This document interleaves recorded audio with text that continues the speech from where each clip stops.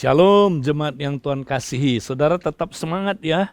Nah saudara, minggu ini kita sudah mendengar khotbah tentang Bapa menetapkan otoritas moral bagi anak-anaknya. Nah kenapa perlu sekali saudara kita menetapkan otoritas moral? Karena adalah perintah Tuhan buat setiap bapak-bapak saudara mengajarkan 10 perintah Allah kepada anak-anaknya. Mari kita baca di dalam saudaraku Ulangan pasal 6 ayat 4 sampai dengan ayat yang ke-9. Dengarkanlah hai orang Israel atau Shema Israel. Tuhan itu Allah kita, Tuhan itu Esa. Kasihilah Tuhan Allahmu dengan segenap hatimu dan dengan segenap jiwamu dan dengan segenap kekuatanmu. Apa yang kuperintahkan kepadamu pada hari ini haruslah engkau perhatikan. Haruslah engkau mengajarkannya berulang-ulang kepada anak-anakmu. Dan membicarakannya apabila engkau duduk di rumahmu, apabila engkau sedang dalam perjalanan, apabila engkau berbaring dan apabila engkau bangun. Haruslah juga engkau mengikatkannya sebagai tanda pada tanganmu, dan haruslah itu menjadi lambang di dahimu, dan haruslah engkau menuliskannya pada tiang pintu rumahmu dan pada pintu gerbangmu. Nah saudara, Tuhan memerintahkan supaya setiap orang tua, khususnya ya bapak-bapak, dia harus mengajarkan berulang-ulang ya kepada anaknya. Apa yang dia mesti ajarkan? Intinya adalah 10 perintah Allah. Ya, yang saudaraku ya diwakili dengan ya Shema Israel ini saudara. Nah, apa itu Shema Israel? Kalau kita lihat saudaraku ya di sini ada 2 hal yang dia mesti ajarkan kepada anak-anaknya supaya anak-anaknya bisa mengasihi Tuhan dengan segenap hati, dengan segenap jiwa, dengan segenap kekuatannya. Apa 2 hal itu yang mesti diajar berulang-ulang kepada anak-anaknya? Ya, ini adalah perintah pertama dan perintah kedua. Nah, saudara, apa perintah yang pertama? Ya, dibilang begini, saudara. Dengarlah hai orang Israel, Shema Israel. Tuhan itu Allah kita. Jadi yang pertama, Tuhan YHWH, ya, yaitu saudaraku Yahweh itu Allah kita. Ya. Jadi Allah kita saudara namanya YHWH itu. Nah, perintah pertama bilang begini saudara, akulah Tuhan Allahmu yang telah membawa engkau keluar dari Mesir, negeri perhambaan. Ya, nah dalam perjanjian baru saudara, ini adalah Injil. Ya, Tuhan YHWH telah mengutus Yesus Kristus anaknya ya sebagai anak domba Allah ya yang dinubuatkan dalam perjanjian lama. Dia saudaraku mati di kayu salib ya, mencucurkan darahnya, menyerahkan nyawanya supaya membebaskan kita dari negeri saudaraku perbudakan, dari perbudakan dosa. Saudara, itulah Injil. Kita harus beritakan Injil terus-menerus kepada anak kita. Supaya anak-anak kita, saudara, waktu dengar Injil itu, waktu dengar saudaraku siapakah Allah itu, mereka mengenal Allah. Nah, karena mereka mengenal Allah, mereka diselamatkan, mereka menerima hidup kekal. Ya saudara, makanya kita mesti terus-menerus menginjili anak kita. Ya itu tugas dari seorang bapak. Ya saudara, dan kemudian bukan hanya itu saudara. Ya, kita mesti ajarkan kepada anak-anak kita saudara, Tuhan itu Esa. Ya, Yahweh itu Esa, YHWH itu Esa. Ya, artinya apa saudara? Ini perintah yang kedua.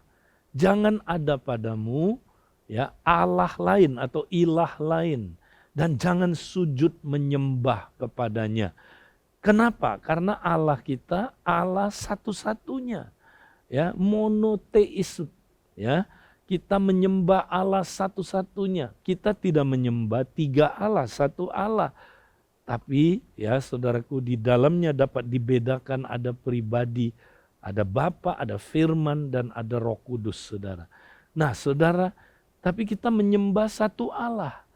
Ya, yang lain itu bukan Allah, jangan disembah. Nah kalau anak kita nggak ngajarkan, saudara, mereka akan menyembah berhala. Ya. Nah, kalau saudara baca di Roma 1, kalau mereka menyembah berhala, ya akibatnya apa, saudara? Mereka ya melakukan dosa yang aneh-aneh, saudaraku. Dosa-dosa yang tidak wajar. Pikiran mereka terkutuk. Dan akhirnya, saudara, makanya muncul hal-hal yang sangat mengerikan. Ya, ada homoseksualiti, saudara, ya bersetubuh dengan binatang yang tidak wajar, saudara, hidupnya kacau balau.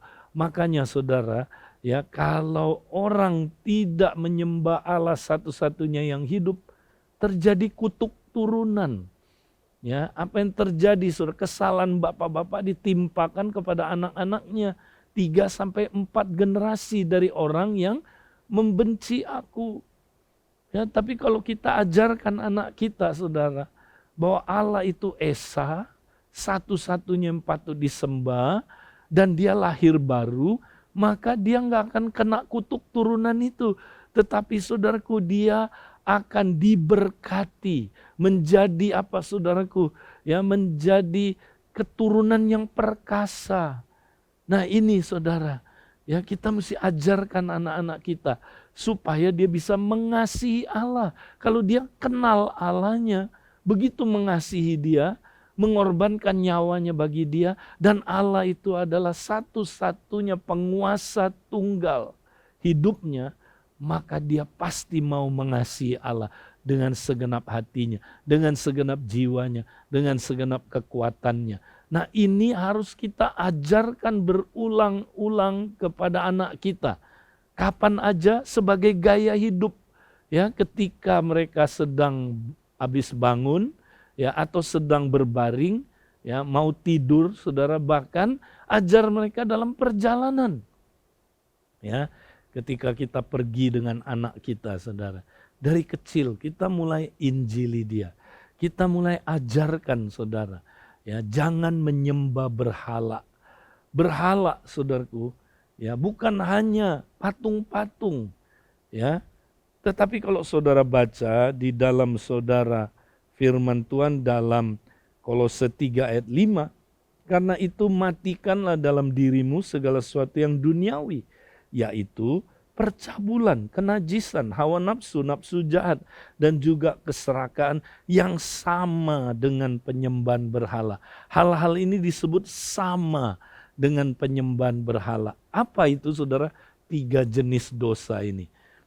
Ya, yaitu ya dosa yang dihasilkan oleh keinginan daging, keinginan mata, ya saudara, dan apa saudaraku, keangkuhan hidup. Ya, jadi saudara, keinginan daging, ya itu lebih tepat saudara kita sebut apa saudara?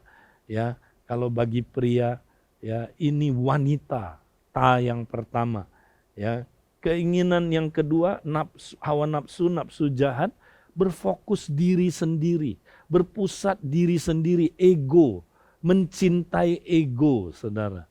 Ya, nah ini adalah apa? Tahta. Ya, kita saudaraku pengen punya tahta. Ya, kita pengen berkuasa. Ya, kemudian apalagi saudara? Keserakaan. Nah, ini harta. Ya, cinta uang. Saudara, ini disebut sama dengan penyembahan berhala. Ini bukan mirip, ini sama dengan penyembahan berhala. Kita ajarkan anak-anak kita, saudara, supaya mereka jangan menyembah berhala. Nah, kalau ini saudaraku mereka praktekkan, maka ya 10 perintah bagian yang lain itu mudah, saudara. Bagian yang lain itu bisa dipraktekkan. Mereka pasti, karena mereka mengasihi Allah, maka mereka juga akan saling mengasihi. Ya, mereka akan mengasihi orang lain seperti dirinya sendiri. Nah, saudara, ini adalah hukum moral yang kita mesti ajarkan kepada anak-anak kita. Ya, ini tanggung jawab siapa? Bapak dan bapak rohani, saudara. Ya, tentunya orang tua maksud saya. Ya, nah saudara, jadi mari kita saudaraku ajarkan anak-anak kita ya 10 perintah Allah supaya mereka hidup bermoral. Dan ketika mereka saudaraku punya moral, ya pasti mereka akan saudara semakin bertumbuh, ya semakin dewasa, dan saudara mereka bisa mencapai potensi maksimalnya. Tuhan memberkati.